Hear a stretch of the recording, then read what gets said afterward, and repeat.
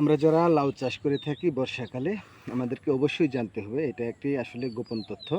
আপনার বর্ষাকালে অতি বৃষ্টির কারণে পরাগায়নকারী যেসব পোকামাকড় আছে সেগুলো পরাগায়ন করতে ব্যর্থ হয়। এইজন্য আপনার নিজ হাতে পরাগায়ন করতে হবে। দেখুন কীভাবে পরাগায়ন করবেন। এটা একটি পুরুষ ফুল।